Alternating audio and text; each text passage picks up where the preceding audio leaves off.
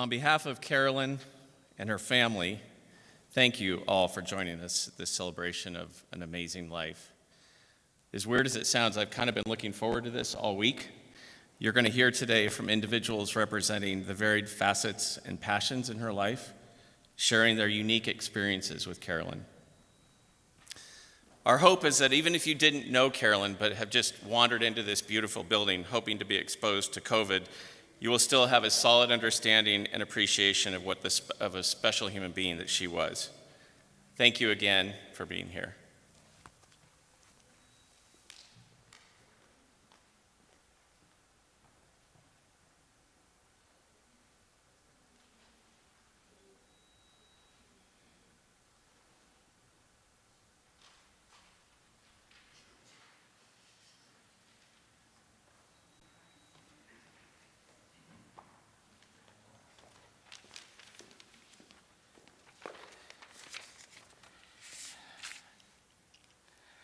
Good afternoon. Thank you all for coming. I know a lot of you, but not as many as I should. This is going to be brief. This afternoon we've come together to celebrate the extraordinary life of Carolyn Devitt Kiesz. As most of you knew Carolyn, and those of you who did not know her quite as well, will hear from those honoring this amazing woman of a life that endeared her to all who knew her. Today is not for grieving. Today we celebrate Carolyn. She has enriched the life of everyone who had the privilege of knowing her. I loved Carolyn for 8 years, and it was not enough.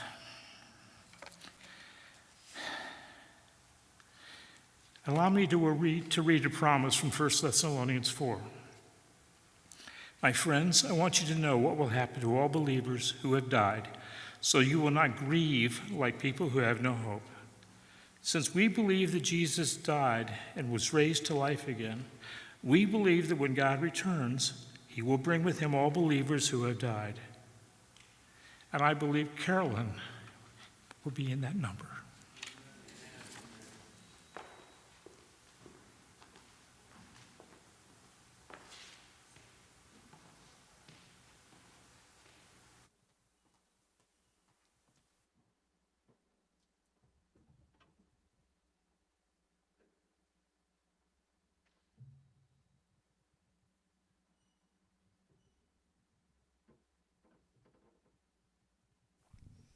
I'm not sure if I'm supposed to say anything, but I can't help it.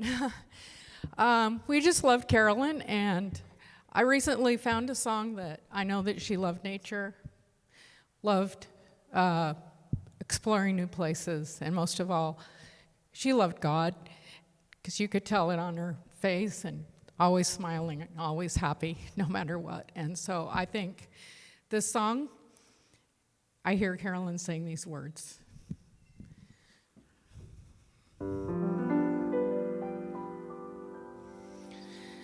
The world is like a bright display of miracles galore, and daily I discover even more. The bird in flight, the son of day, the mighty oceans roar, and far away new places to explore. But all these wonders, great or small, are mere reflections of the greatest wonder of them all, the wonder of his love. He spoke a word and set the starry firmament in place, but for our life he gave his own, oh miracle of grace. But all these wonders, great or small,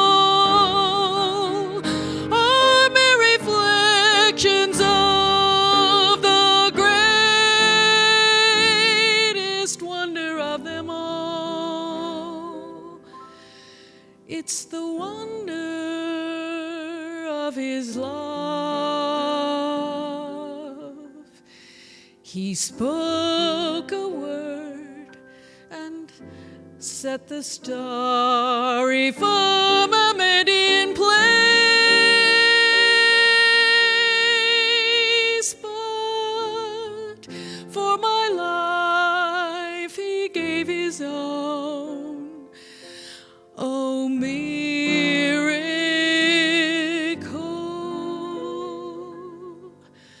of grace.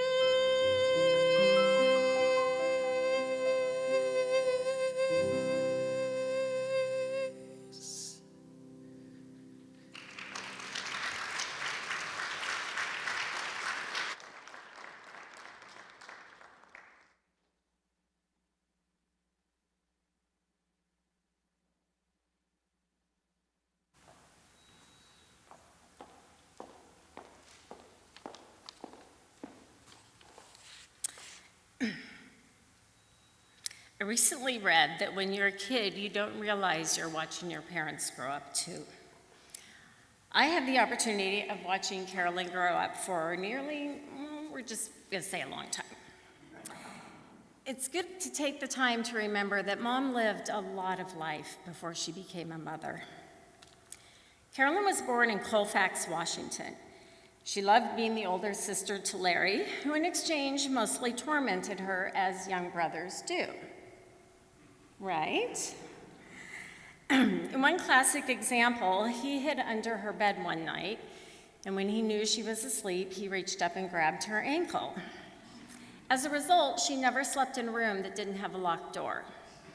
Lessons that we learn as a child can be hard to forget. She spent the majority of her life in childhood and adolescence living in the small towns of South Dakota. From an early age, her parents taught her independence, to be open and inclusive. And although she definitely took after her dad, she embodied the best of both of her parents her entire life. As many did in such remote areas, she attended boarding school at Plainview Academy. Luckily for her, the family lived in the same town, so for a while she was able to be a part-time boarding student to adjust to the new life, which, as you know with Mom, was not a difficult thing. At Plainview, she made lifelong friendships, Gwen Larson, Barbara Goodmanstead, and even a boyfriend, Gary Smith. Because you could change your role in her life, but you were never out of it once you were in. She had the biggest, longest-lasting friendship circle of anybody I've ever met. As I spoke to Gwen, I learned that Mom wasn't always the perfect, well-behaved student. There were moments of sneaking out, minor rebellions, but nothing that got her in too much trouble. The good part is it explains where I got my rebellious attitude, so, that goes. After academy, she continued her education at Union College, where she met my dad, Valjean. Both being from the Dakotas, they had a lot in common, including a love of music and Midwest Christian values.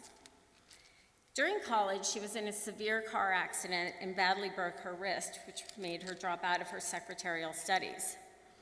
That wrist caused her pain through her entire life, and yet everything she did relied on it. Typing, painting, crafts, playing the piano and the organ. It just wasn't in her to let an inconvenience like that stop her from achieving her goals. In 1959, Carolyn and Valjean married, and they soon moved to Washington, D.C. to be in the Army White Coats Project. And again, they made friends that would last a lifetime. And that's where I was born. Once they discharged from the Army, we all moved to Lincoln, Nebraska, where Dad began his career working in hospitals, and Mom began to work in a cardiologist's office, which later, what she learned there began to help as Dad's heart failed. Oh yeah, and my brother was born in Lincoln. They were getting ready to build their dream home on a gentleman's farm outside Lincoln when the opportunity to work for the Adventist health system presented itself. So we packed up everything, including 2 horses, a dog, and a cat, and moved to Oregon on a home on 3 acres, sight unseen by my mom. But she never questioned, she never complained. They were advancing their work in the church, and they got their farm, and that was all that really mattered to her.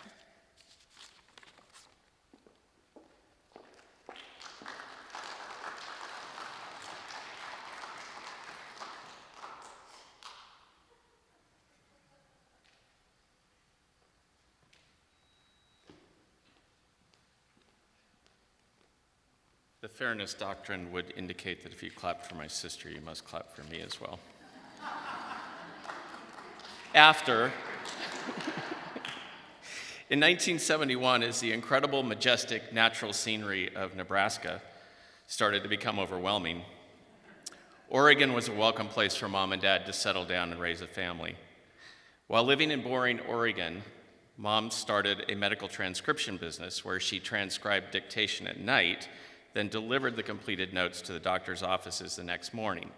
This was in the 70s, way before this type of thing was common. In fact, that was back when the Amazon was still a river in South America. As a businesswoman, she was way ahead of her time. One persistent memory from the early years in Oregon is what felt like the hundreds of hours that I spent riding through our Christmas tree farm on my Shetland pony, Champ. My sister was far more into horses than I was at that point, and the only thing that kept me on that little pony was envisioning myself a character in a Western, moseying towards the bad guys, preparing to set them straight. A major distraction from this heroic vision was the fact that Champ was a relatively lazy animal and required constant encouragement. In the form of a small triangular piece of 2x4 that Mom wielded in her right hand, while matching Champ's footsteps from her wingman position. While enduring whatever indignities were required to raise two perfect children on a small Oregon farm, Mom earned her degree in music from Marylhurst College, which greatly expanded her musical horizons.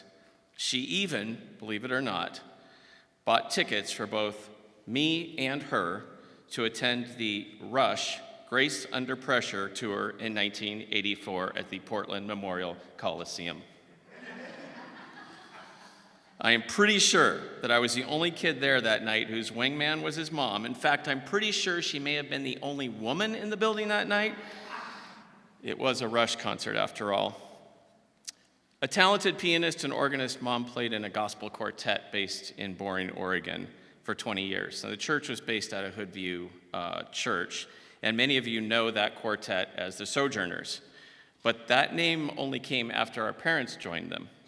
Prior to that, they were known as the Boring Four, which was later changed to the Four Hoods. So clearly our parents' positive contributions went well beyond just the musical. Having had their fill of scenic beauty, Dad took a job in hospital administration in Florida. Yes, I said Florida. Then jobs in Ukiah and Sonora, California from 1988 to 2004. After which they came to the Boise area to be near their youngest grandkids and Mom's second favoritist child. That would be me. Mom also enjoyed playing in community musicals and numerous churches in the various places that they lived. Here in Boise, many of you are familiar with the Spring Piano Ensemble that she helped organize every year, where she continually inspired the question, just how much piano music is too much piano music? By the heads I see shaking, apparently that question varies, or the answer to that question varies. Throughout various moves, music and teaching remained constants in Mom's life. Her passion was teaching children. She taught both piano and choir in every community she lived, up until the age of 80. She delighted in seeing her students succeed throughout their adult lives, and I know many of you are in this room today.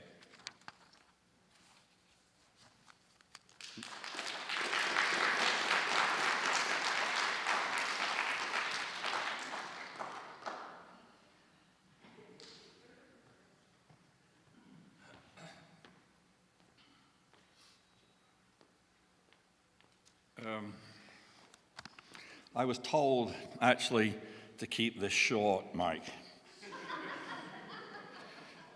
And if not, music will start to play and two beautiful ladies will come and escort me off the stage. So I might waffle a little bit now. So to be a little bit serious, my father was not the most romantic person in the world, and my wife most likely could attest to the fact that I have followed in his footsteps. But he said to me once, a long, long time ago, "You must like somebody before you really love them. And then when you love them, you really start to like them." Like is a more of a powerful word, and it lasts a lot longer, because you never say, "Like you, see you tomorrow." You say, "Love you, see you later," because it rolls off the tongue a little bit better. You have to think about the word like. So I suppose I've got you all thinking now, and as I've retired, I don't get up and make speeches in front of a lot of people. But when I did back then, I used to wing it. And people here thought I was going to wing this today. And I knew that in the audience, the sales managers and CEOs were shaking their shoes and wondering what the heck I was going to say. And I have a feeling there are a few people in this room doing the same thing right now. This entire row. But this time I thought it's better to become prepared. Well, this is about Carolyn.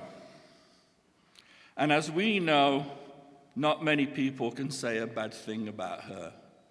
Not even me. So you can all relax. But when we first met, it was me shaking and wondering what was going to be said. As a few of you know, Carolyn and I had totally different backgrounds. And so here is a wild, crazy Englishman, ex-soccer player, divorced, and somebody without a real job coming to take her daughter away.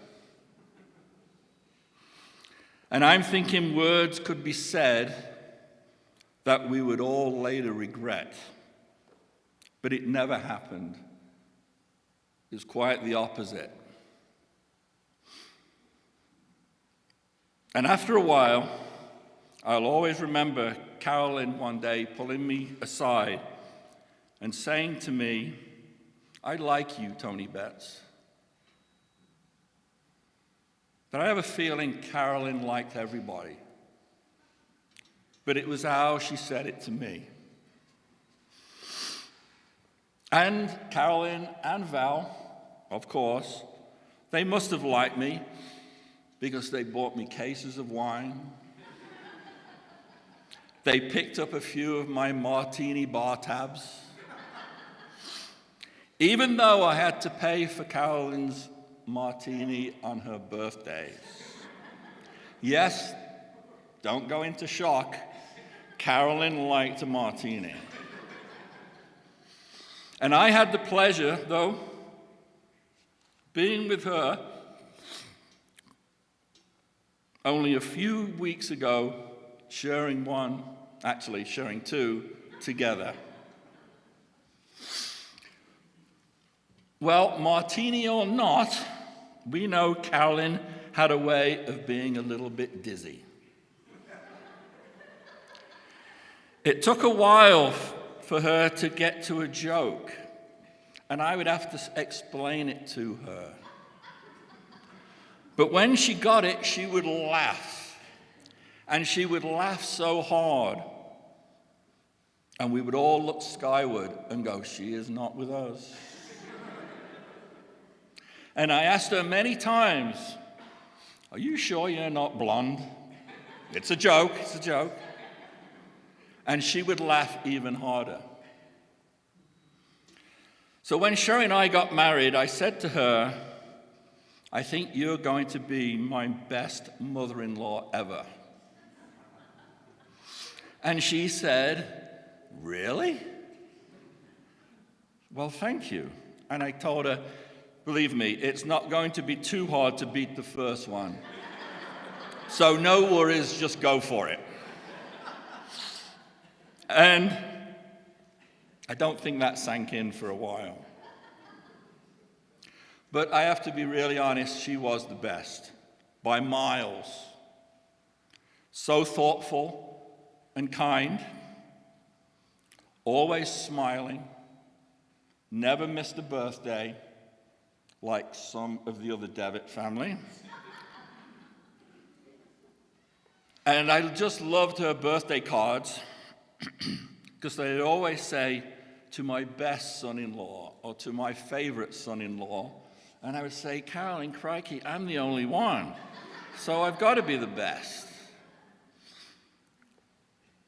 But it amazed me how a person could feel so happy all the time. I think deep down, we would all like to be like Carolyn.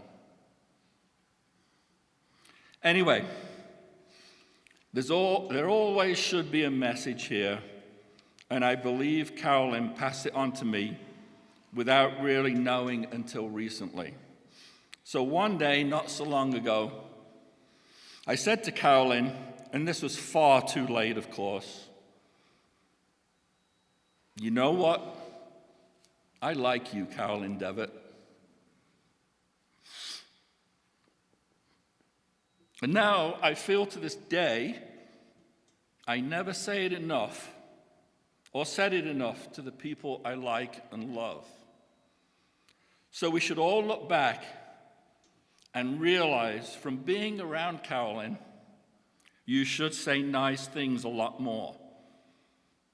Because sooner or later, you won't have the opportunity to do so. So, FYI, Carolyn, so you don't forget, I really did like you, and of course, I loved you.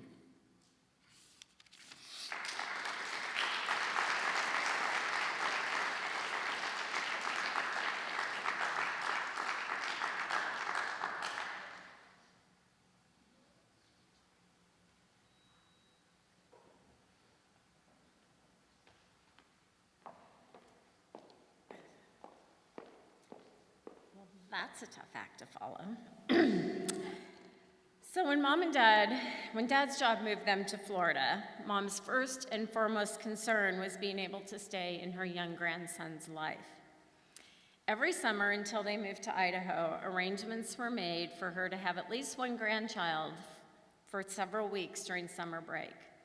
But life with Grandma wasn't all about baking cookies and brownies, although I'm sure that happened. The days were filled with swimming, outings, putt-putt golf, roller coasters, and adventures. She made sure that every minute was spent building a loving and active relationship, and she supported their every desire. It was common for her to drive several hours away to take Justin, my oldest, to a roller coaster park. They'd ride rides all day, and then she would turn around and drive home. And she'd hold photo shoots for my youngest, Ashton, with his friend Lacey in her backyard. Now, it helped a lot that most of her friends were younger, my age, so their kids were my kids' age. And I know that when most people saw her out with my boys, they thought they were her kids.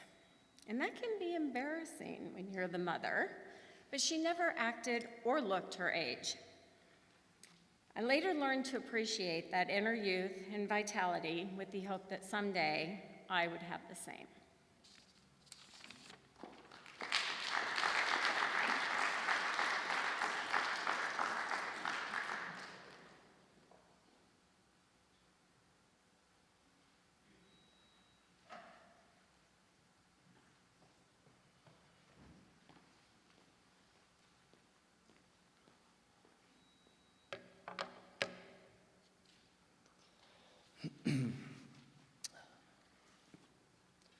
As my mom mentioned, every year I would spend a week or two with my grandma wherever she lived.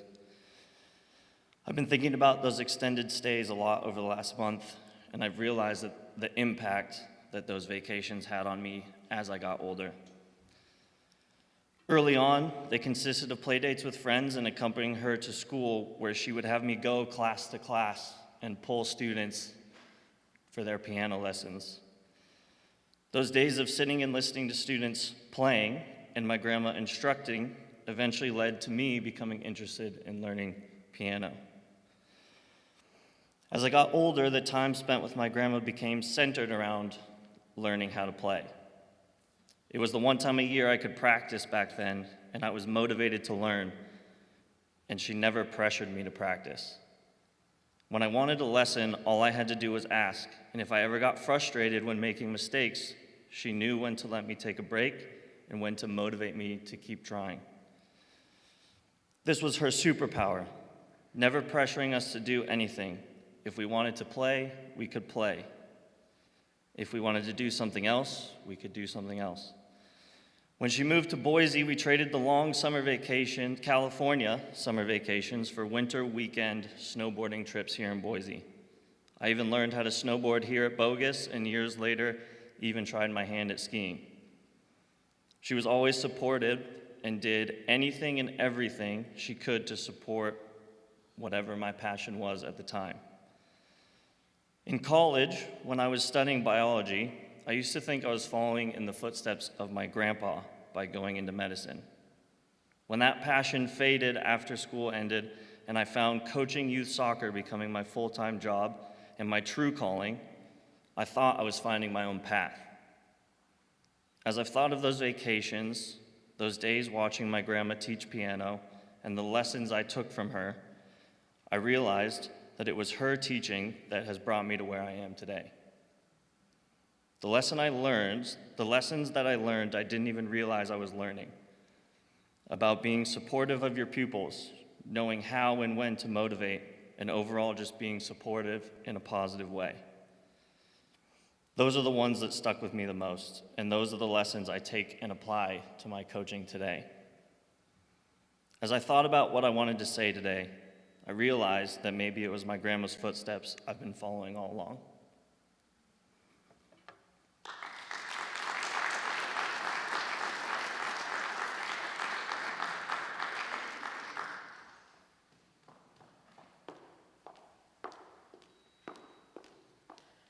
I seemingly chose the wrong shoes to wear today. They're a bit too loud, but my goal today was I was trying not to cry. I've already ruined that. And I kind of pulled a Tony here, in which I've prepared as well as I could, but I don't think I could have actually planned out how much my grandma meant, and how much I wish that I had done more to get to know her. I knew her as a wonderful, wonderful woman who would take my sister and I for one night a week, and we would stay with her even in the middle of school, even when she had to make a 30-minute drive to take us early the next morning so we weren't late.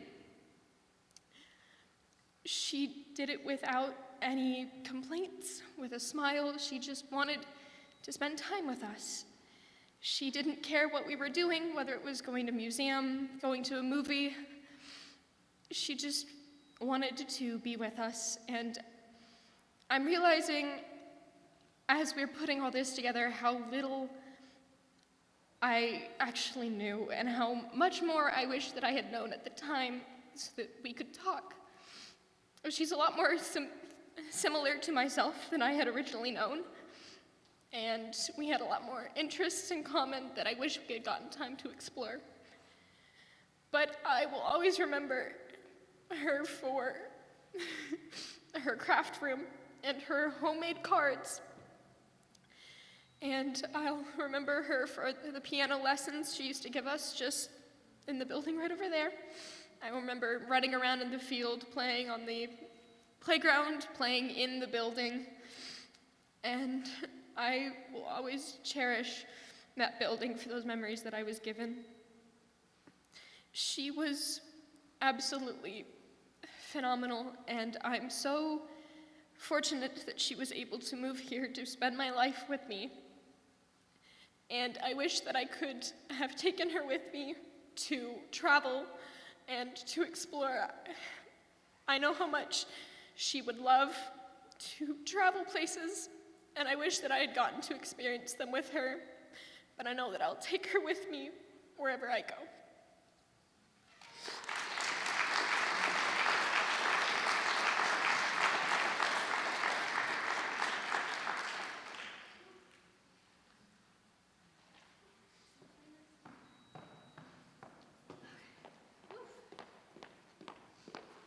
This is tough. Okay. Very early in our dating, I recall asking Mike about his mother. Having had the privilege of being raised with a less than traditional model of a woman's role in the home, I mostly wanted to know her experience and values around women working. Yes, I do my research. I knew Mike was someone I could share the adventure of a lifetime with. I wanted to be sure I felt the same about his mother. I got lucky. Carolyn not only supported my choices in word, but also in deed. I had the privilege of finding out much more about Carolyn over the years. Carolyn was always up for an adventure. When I became a part of the Devitt family, Carolyn joined in on some of our family traditions of running races and taking bike trips.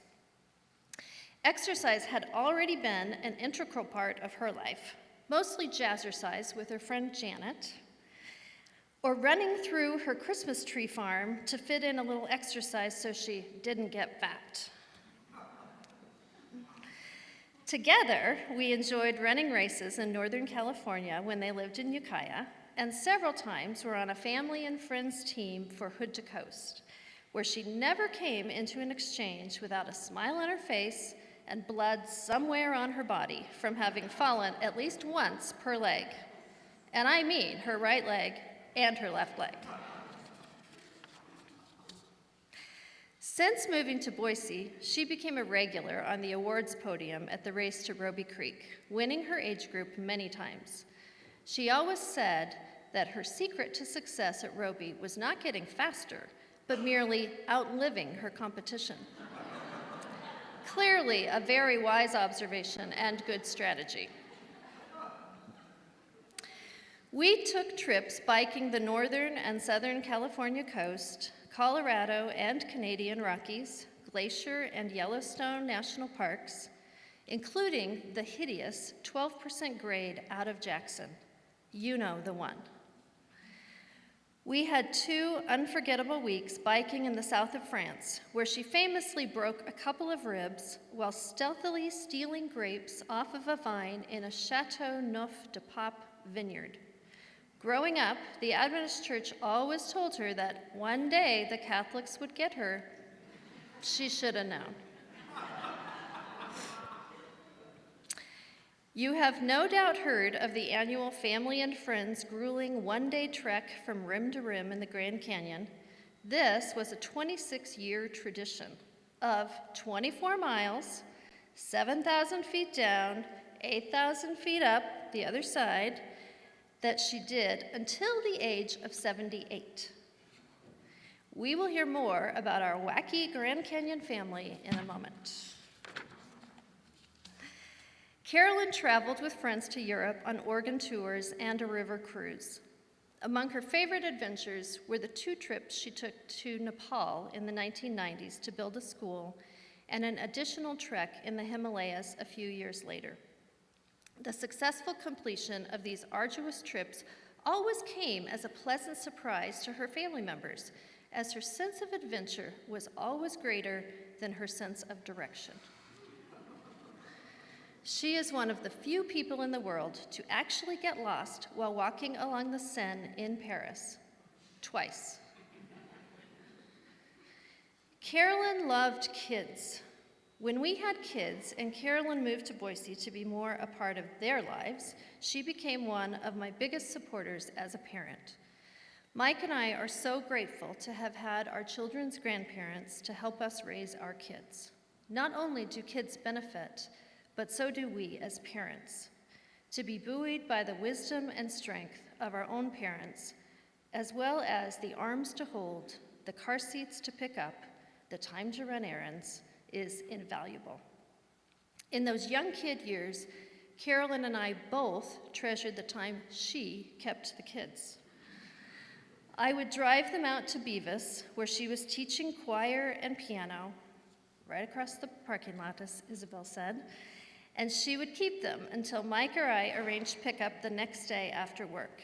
This allowed her the precious time to make those chocolate chip pancakes, take the kids to the park, play with trains or Legos, and it allowed me breathing room and time to prepare at Oasis Church for teaching kids, which she also supported in spades.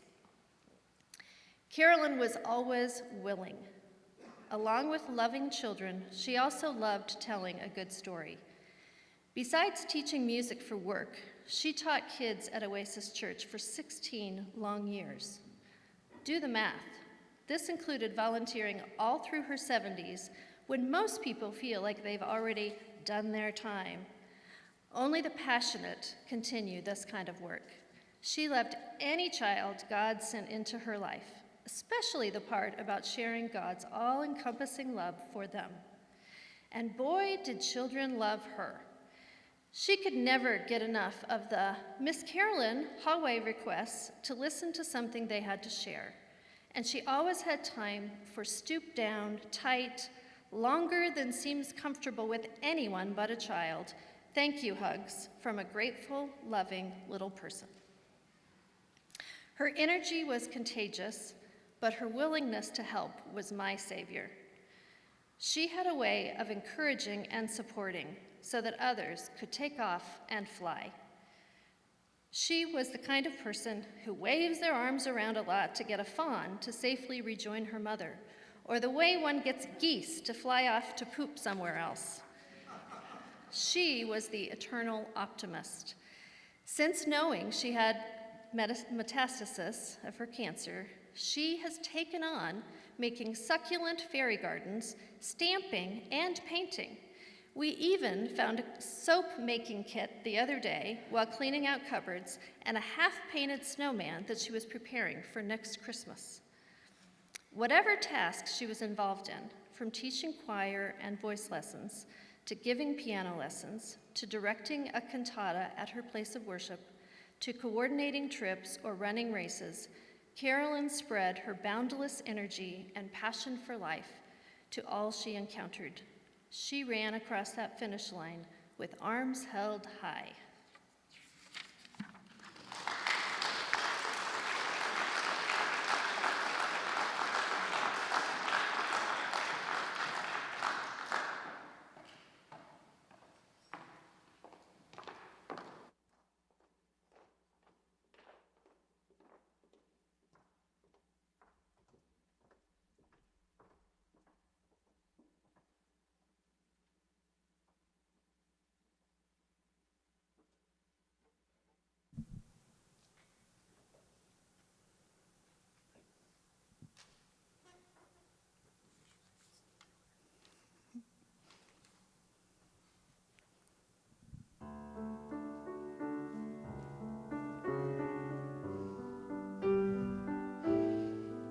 I see trees that are green, red roses too. I'll watch them bloom for me and you. And I think to myself,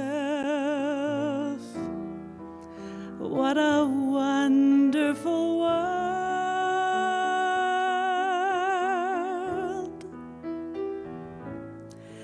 I hear babies cry, I watch them grow. They'll learn much more than I'll ever know. And I think to myself, what a wonderful world.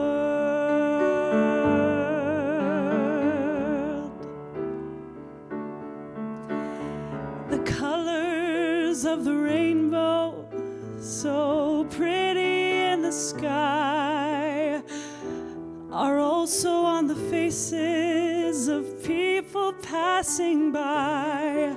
I see friends shaking hands, saying, "How do you do?" They're also saying, "I love you." I see trees that are green, red roses too. I'll watch them bloom for me and you. And I think to myself, oh, what a wonderful world.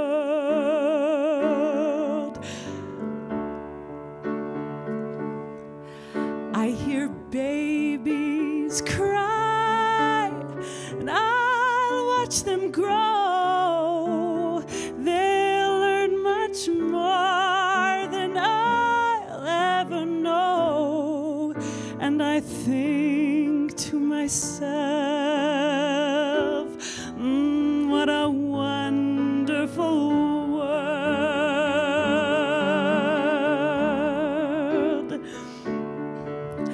The colors of the rainbow, oh, so pretty in the sky. They're also on the faces of the people passing by. I see friends shaking hands, saying, "How do you do?" They're also saying, "I love you." I see trees that are green, red roses too. I'll watch them bloom for me and you. And I think to myself,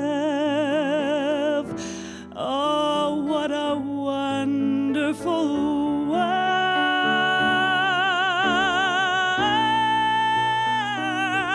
I think to myself,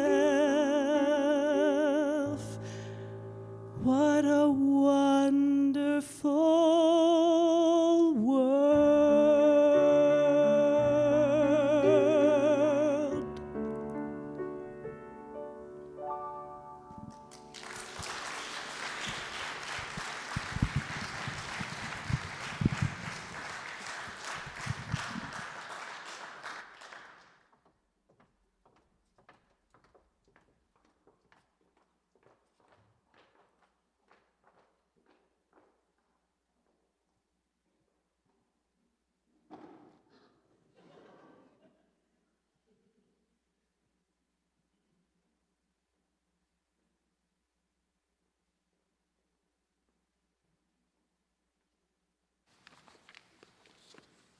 My name is Jerry Essink, and it was kind of just decided this week that I would be partaking in this today. I'm the office manager over at Boise Valley Adventist School, and I've been there since about 2010. So I've known Carolyn for a bit, and she's an amazing, amazing woman. Carolyn served in the music department of Boise Valley Adventist School from 2006 to 2017. She came out of retirement at least 3 times to teach our students and was instrumental in enhancing our music program. During her years of service, she taught choir, piano, chimes, instruments, rhythms, music theory, and music history. And as if that wasn't enough already, she started and facilitated an after-school drama club. Around the school, Carolyn was known for her passion for music and her high energy. It's not very often the student had to keep up with the teacher rather than the teacher keeping up with the students. Whether it was in choir, piano, or any other musical capacity, Carolyn picked songs that were fun and energetic. She was her students' biggest cheerleader, often providing incentives for a job well done. Student memories include warm-ups like "Mama Made Me Mash My M&Ms Real Flat," songs like "The Can-Can," "Lollipop," "Down to the River," and patriotic medleys, plays like "Lewis and Clark," church performances, and end-of-the-year pizza parties. But what's more, students recall how Carolyn nurtured their musical abilities, encouraged them to accompany the choir, and prepared them for future musical endeavors. In 2009, Carolyn was recognized for her excellence in teaching, distinguishing that dedication is not what others expect of you, but what you can give to others. In 2017, after retiring for the third time, she was again recognized for her years of service, her generosity of time and money to purchase things for the music department, and her contribution to our music program. Carolyn was a valuable member of the BVAS team, an integral part of our curriculum, and instrumental in facilitating our programs. God blessed her with a gift for music, and we appreciate that she spent so many years sharing it with our students. I'm Verna Reinbold, and I taught first and second there for a long time. And I do remember grandchildren coming and her always talking about them. She loved all her family. So I'd like to share with you what an honor it was to have Carolyn as part of the BVAS team for many years. The first time I saw her, she was walking to a lesson, and at the time, I didn't know who she was. She had a bounce in her step, gleam in her eye, and a beautiful smile. And I didn't put this in there, but nobody said it yet, but I mean, there's so many important things, but her glasses, I loved her glasses. They were just so sparkly, just like her. So anyway, little did we know the gift of friendship and joy she would bring to our hearts. She definitely made an impact at BVAS and the Cloverdale Church right here through her ministry and talents. Music is a gift that touches everyone. It's hard to know, impossible to know how many lives that she touched. Everyone loves seeing Carolyn's passion and enthusiasm for music in all areas. She encouraged students to do their best in their piano lessons. Many times, smiling students came back to the classroom with $1 or $2 flying around, and I don't know how many made it home, but they earned from learning a song. One student remembers that Carolyn gave him flashcards to learn the notes, and she was a little frustrated that he hadn't practiced at home. One day, he asked her to play the song for him, and the next week, he was able to play it perfectly. This continued to happen, and they discovered that he was able to play by ear. And yes, he earned dollar bills too. A highlight of the year was attending her piano recitals. Many took place right down the road here at Welch's Music Center. She was always beaming during the whole program. She was so proud of each student and celebrated their success, even if they struggled on a song. I can just see her standing there. She'd be smiling, and clapping, and just so happy for them. She would stand, and then they would bow and curtsy at the end of their song.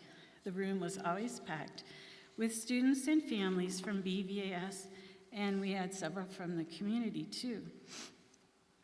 Carolyn was a creative teacher. I remember she created instruments out of everyday objects. The younger students absolutely loved learning music with her. Made me wish I was a student. It looked so fun. In the many school programs, there were also unique materials and songs. I can remember right here, and I can just see her. She was just so bubbly and enthusiastic, and one of the songs was Joshua in the Battle of Jericho. That was one of my favorites. A few times I saw her in the gym the day she was getting set up for the piano ensemble practices. She had the soundboard riser set up, and the pianos were about ready to arrive. I'm sure Larry was there helping too. And her smiles were the biggest on those days. And I remember one year they were practicing for some reason in the room right next to my classroom. I felt like I was in heaven for weeks. But Carolyn and her loyal team have given us a lifetime of memories by sharing their talents with dynamic and uplifting music to treasure. Here's a few ways that people describe their memory of Carolyn to me. Enthusiasm for life, joyful, fireball of fun, energetic, 100% effort, beautiful attitude, dynamo, talented beyond belief, remarkable, amazing, heart of gold, honored, bubbling energy, inspirational, sweet and kind. She was a true friend. She had a giving heart. Last year, I think it was Angie mentioned the little gardens.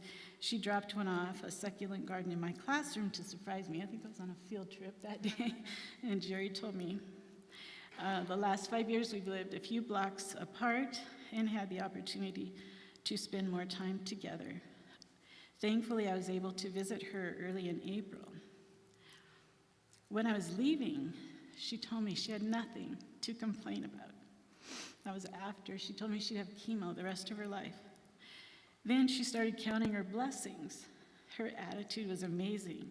I thought about it for days, and even now, I still am amazed and inspired by that. We're also thankful to God that she was part of our lives. She will certainly be missed, yet our lives have certainly been enriched by her friendship, music, and the joy she shared.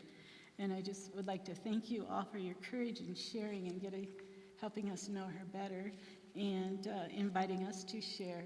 And we just pray that you'll feel God's comfort every day.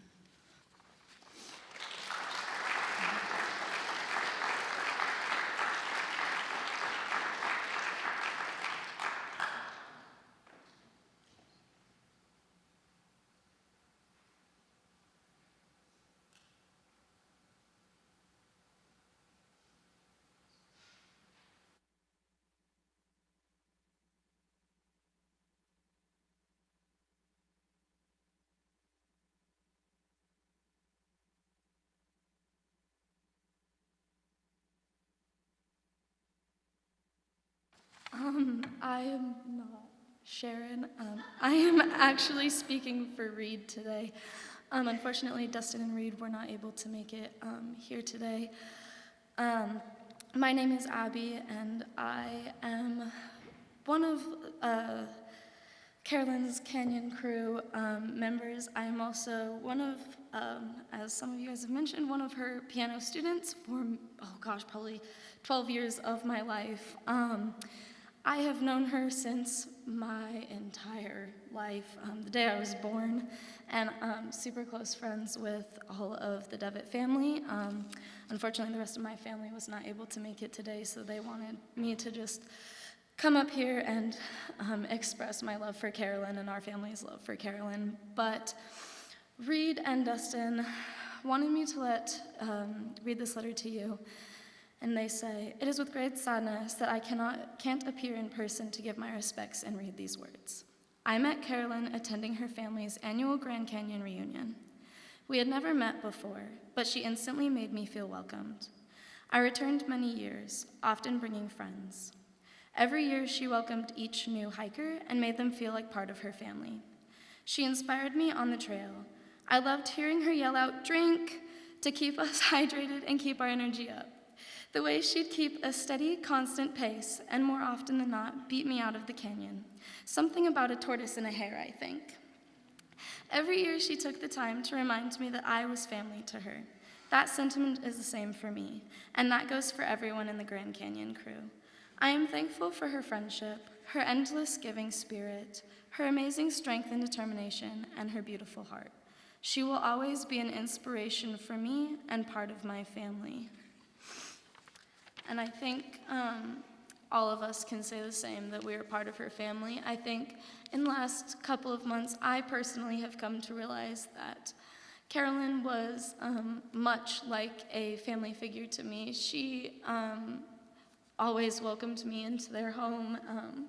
With everything, she would shuffle me into the corner with her grandkids, and we would go play in her craft room. I have distinct memories playing with Izzy and Eve in her craft room as little ones after piano recitals and all kinds of stuff. But we just wanted to express our love, and my family asked me to express our condolences and our love to you guys.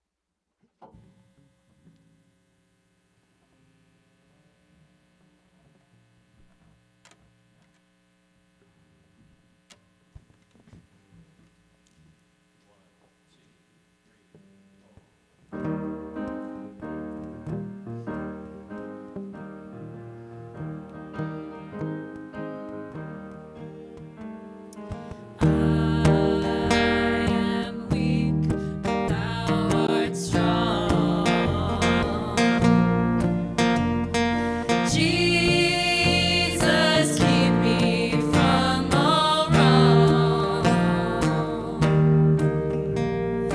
I'll be satisfied as long as I walk. Let me walk close to thee. Just a closer walk with me. Granted, Jesus is my plea.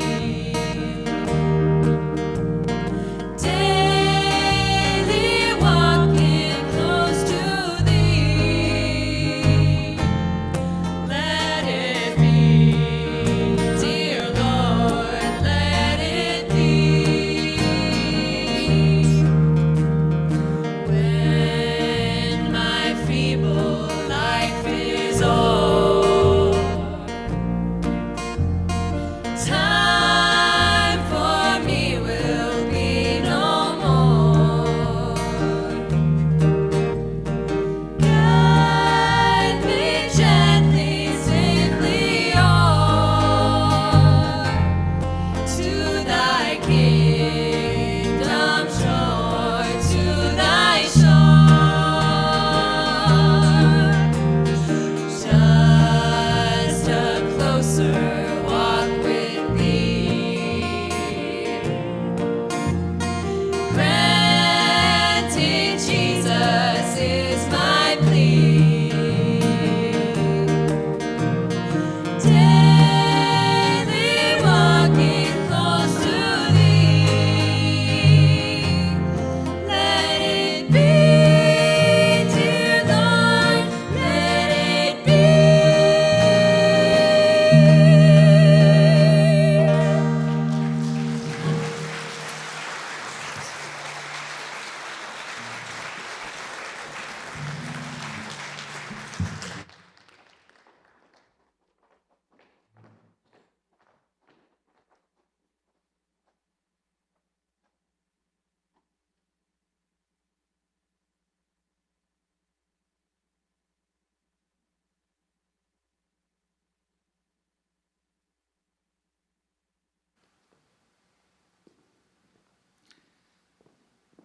So I left my printed copy at home, so forgive me. I'm going to use technology, which anybody who knows me knows I suffer a serious deficiency of. So I'm going to try to read this very tiny font. And anybody who knows the Kiesz men know we're big softies, so if I lose it, just, you know. My earliest memories of Carolyn date back to grade school. I recall many Saturdays, at least they felt like many, it might have been one or two. Saturdays spent at the Devitt home in Gresham. I recall Val's Sojourner tour bus. I don't know why that sticks out so much, I remember that. I remember playing with Mike, and we had cans with strings, and this was only the 80s. That sounds like the 50s, right? Yeah. I recall having a huge crush on Sherry. Who wouldn't, right? Mike and I ended up attending the same academy together, Portland Adventist Academy in Portland, along with my sister. They were actually in the same grade. But it was Mike and I that had a friendship that occasionally we did more than just pass in the hall and say hi. Played tennis a little bit with Steve. I never got into the biking, obviously. It was a long time ago. I do remember one time we went to a Van Halen concert. I remember you drove, because I was probably not 16, and it was the Jimmy or a Blazer or something, and turning onto our road, there was a possum. I don't know if I encouraged you, or we were young, so animal life meant a little less, and it was a possum after all. Anyway, we accidentally hit it, probably assuming it wasn't going to do as much to the car as it might have done, but it felt like we had hit a concrete block. Do you remember that? Anyhow, fast forward many, many years. My mom had passed away, I don't remember how many years before. My dad was clearly a bit rudderless, lonely. I remember him getting a phone call from my aunt And I don't know how they figured this out. I think Brigitta was in Boise visiting a family friend, Marlene, and they knew about this gal that had recently been widowed, a few years at least, and how they might be a perfect match. I remember them calling my dad. I think Brigitta sent a photo, and of course, again, if you know my dad, he said, "Oh, I don't know her." Turns out he knew her well, 35, 40 years ago. So he said, "I'm interested, if she is." I think he drove over a week later, couldn't wait to get there any sooner. They hit it off. I remember him driving over every other weekend, if not more. Got married.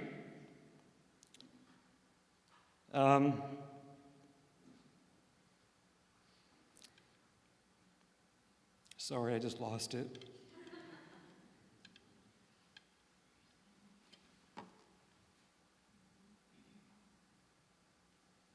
Oh no, bear with me. Back to, yes, exactly.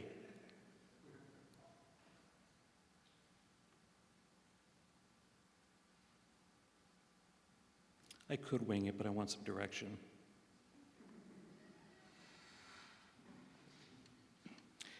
What I wanted to say was, anybody that witnessed them together, it appeared to be like a high school crush, infatuation.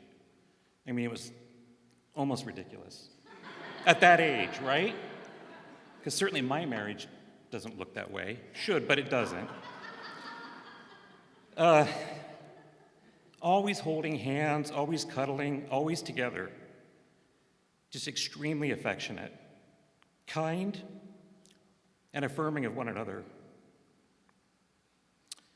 If this would have been my parents, I would have been mortified growing up. That's worse than getting dropped off a block away from school, right? Your parents acting like they like one another. I can't help but think that anybody that witnessed them together could be anything but jealous of their relationship. It seems so atypical from what we typically see.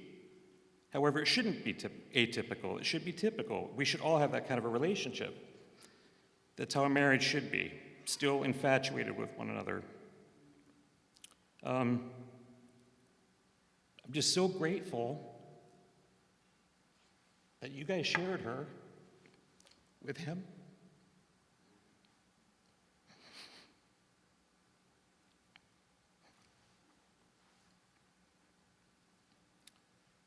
Everything positive about her has already been said, but I have to reiterate, she was the kindest person I think I've ever known. Always supportive, kind words, bragging about her granddaughters. I think the grandsons a little bit too. Just an amazing woman. One of a kind. She'll be missed. It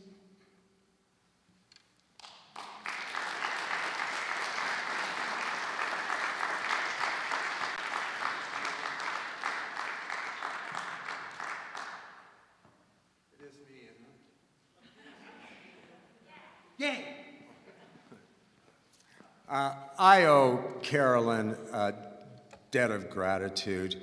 In those times when I'm most disturbed and distressed and discouraged with the human condition, I have a short list, I think we all do, of people that we just think about, that just thinking about them, we feel better. We feel, anyway, I do, I feel a little reconnection to humanity and a little gentle reminder to trust in God. And of course, Carolyn was the top of the list for me, and for really good reasons. I've known her for many, many years, and she's never failed. She walks the walk. She modeled Christianity. She was the real deal, and I'm very grateful. Anyway, on to the Oasis worship music team. Each week, whatever combination of musicians were playing, we were always really thrilled whenever Carolyn was able to, join us for rehearsals and for Sabbath to play keyboards, and for really good reason. There were many weeks when she was the only one in the room who could legitimately read music. And that did come in handy. You know, we'd give her the sheet music with all the notes. She'd play all the notes, and we'd go, oh, that's how the song goes, right?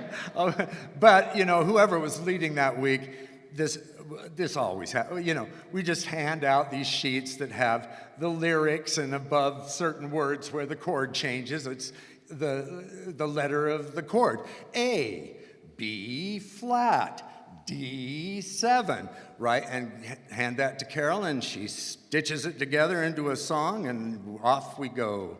And rehearsals were always just full of laughter with Carolyn when Carolyn was there. Of course, she had her take on life. Things would come out of her mouth that were just so honest and candid, and an observation of some sort that was, shocking, startling sometimes. And we laughed and laughed. But the thing with Carolyn was it was never mean. It was never, ever vindictive, ever. And the payoff, the icing on the cake, when Carolyn played with us, the music became that much notched up for and about God, which was pretty much what, and never more evident than the many, many music programs that Carolyn undertook. And boy, oh boy, she did it all. The organization, heck, Christmases, some Easters, I lost count of how many programs that she took on. And just assembling the choir was a major deal. She would get adults and teenagers and kids and dogs and ponies and bells and whistles and just really huge, wonderful productions. And wow, scheduling, amazing what she would do. You had all these people in church that have different schedules and all different ages, and somehow she would schedule it out so everybody got in enough rehearsal so that when finally dress rehearsal came around, and theoretically it was the first time everybody was together, there was a sort of a gelling factor, and it was all due to Carolyn every time. And we all know that Carolyn was a great classroom manager. She taught all ages of children for many years, and but she met her match with the adults in this choir. Oh, heavens. Just sitting down to get started, chat, between songs, chat. If she stops to work on something, chat. And Pastor Sova and I were called out a lot. And there would be Carolyn with the patience of Jesus. She would people, I don't want to raise my voice. People, I don't want to raise my voice. People. And she'd herd us back, and every program was just a jewel in her hands. Yeah, well, there it was again. With Carolyn, the music was for and about God, just sort of like Carolyn was, And I think even now she's sort of urging all of us to, take just a closer walk with thee, so to speak. Thanks.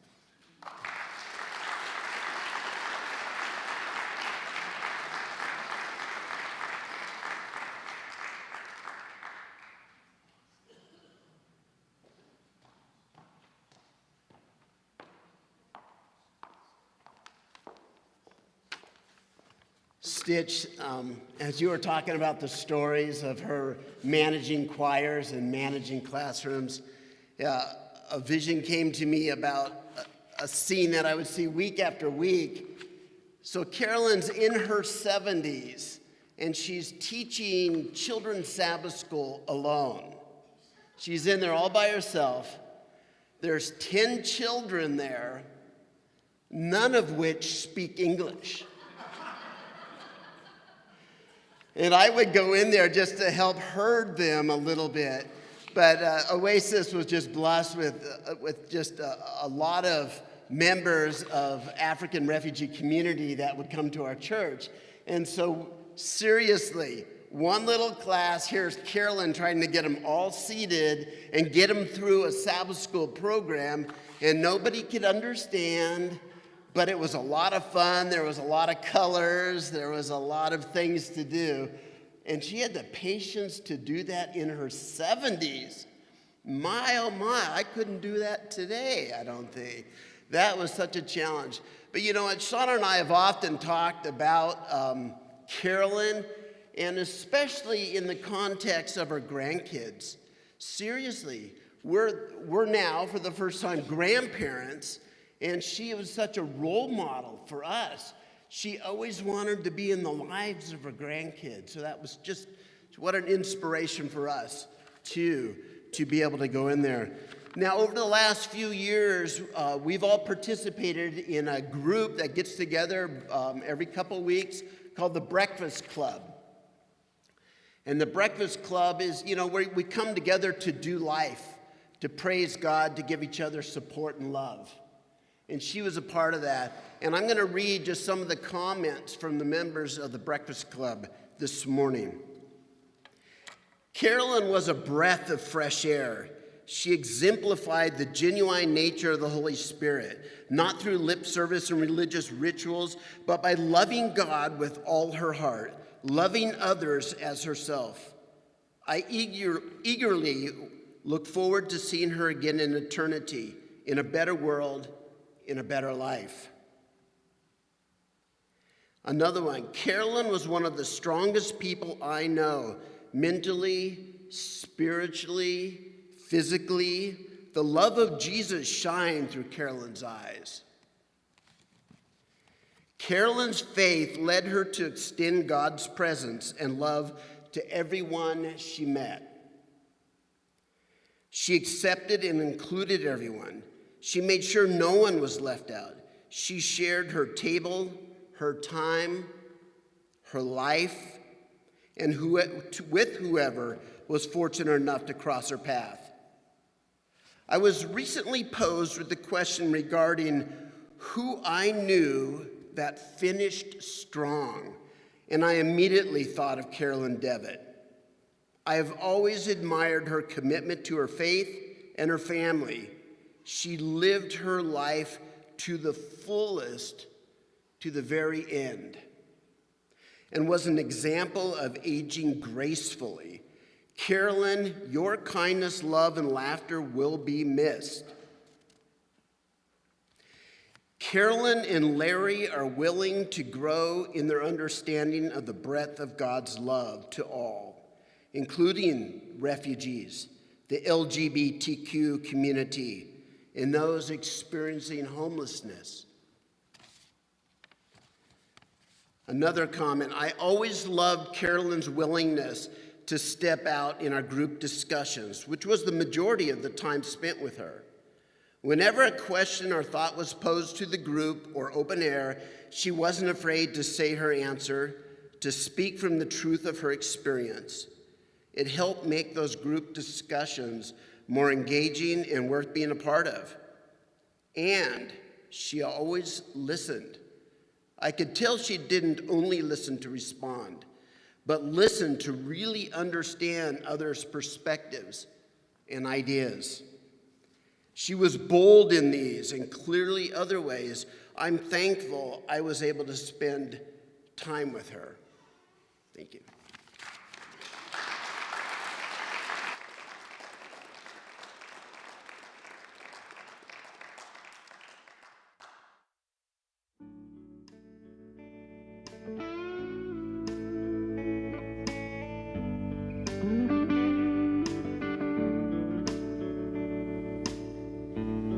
My famous last words are laying around in tatters, sounding absurd. Whatever I try, but I love you, and that's all that really matters.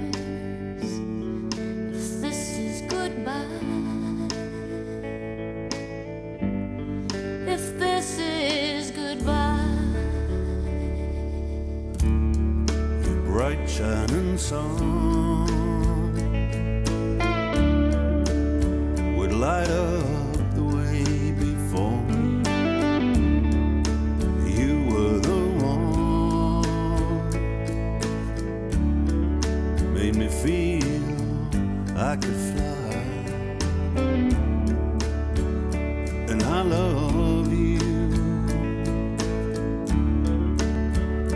Whatever is waiting for me, if this is goodbye, if this is goodbye. Who knows how long we got, or what we're made of? Who knows if there's a plan or not? There is our love. I know there is our love. My famous last words could never tell the story. Spending unheard in the dark of a sky. But I love you, and this is our glory. If this is goodbye, if this is goodbye, if this is goodbye, if this is goodbye.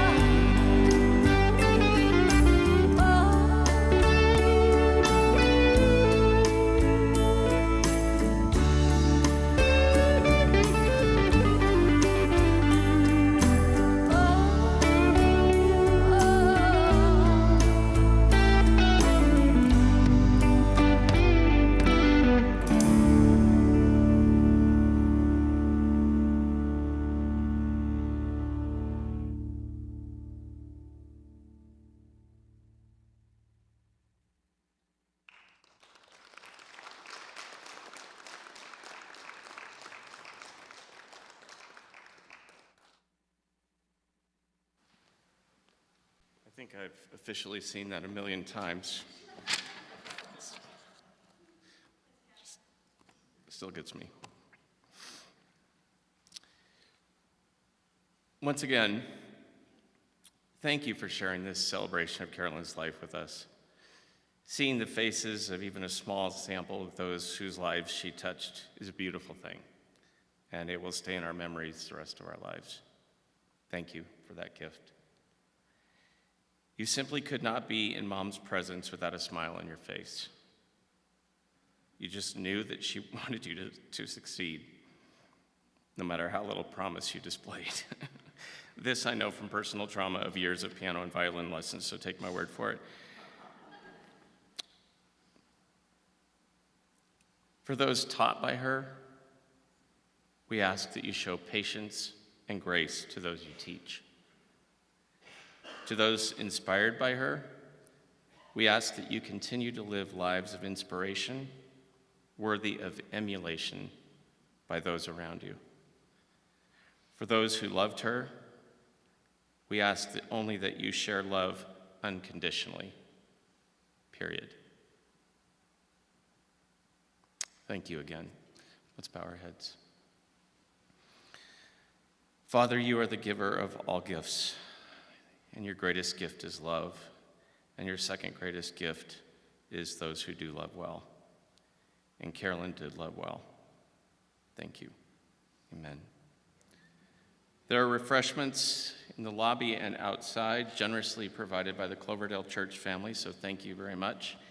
And if you're able, we'd love you to join us afterward. Thank you.